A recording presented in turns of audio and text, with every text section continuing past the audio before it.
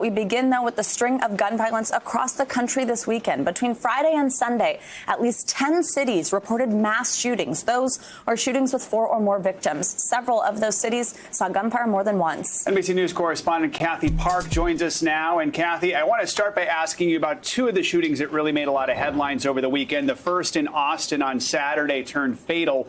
What more can you tell us about that one?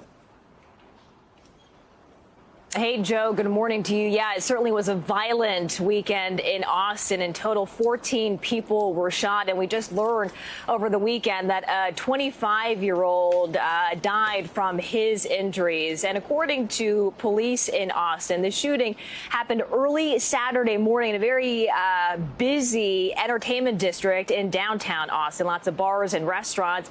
In fact, since things are back open, they were seeing pre-pandemic crowds. So lots of people were in the area at the time when shots rang out. And but fortunately, officers were already in the area, so they were able to react quickly and help the wounded. In fact, some of them were actually able to pull some of the victims into their own police cars and then transport them to the hospital.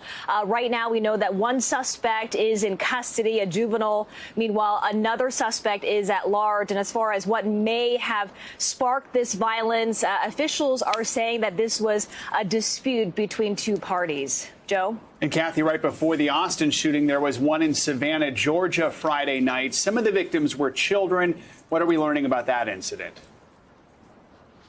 Yeah, another very sad and tragic event in Savannah, Georgia. This one happened on Friday night, and those victims range in age from 13 months to 33 years old. And this situation was a little bit different because it happened in a residential area. And we're told from law enforcement there that there was a car that drove by some of these apartment complexes. And there were several people outside of one of the homes.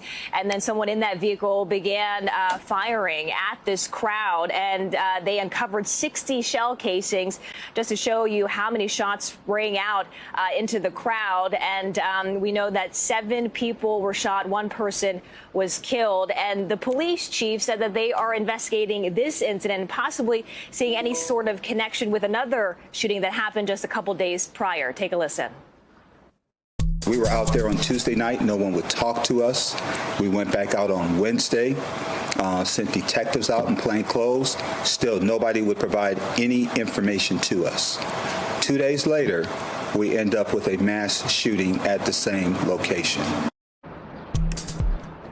And the chief noted that this was no coincidence, and he's asking witnesses to step forward with any sort of information. And right now, they still don't have any suspects. Kathy, Joe? Nationwide, when it comes to gun violence, 2021 is off to a horrible start in the first half of the year. Can you put it all into context for us? Yeah, Joe, I mean, gun violence has been creeping up pretty much all across the country, and we've been taking a closer look at numbers provided by the Gun Violence Archive, and approximately 270 mass shootings. That's how much they have recorded so far this year. And when you compare stats from this time last year to now, mass shootings are up 40% and then 65% higher than 2019. And also worth noting, so far this year, 8,700 people have died due to gun violence. So Kathy, what are we seeing law enforcement do to try and curb the violence? It really depends on the community and who you ask.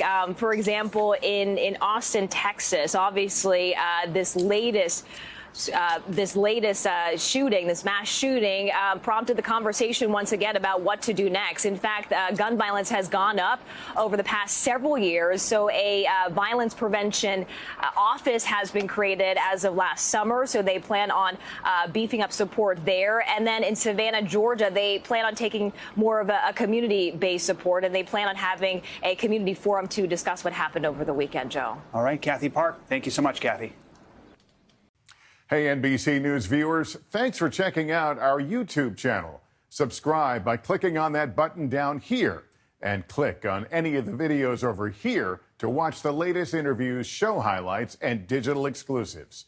Thanks for watching.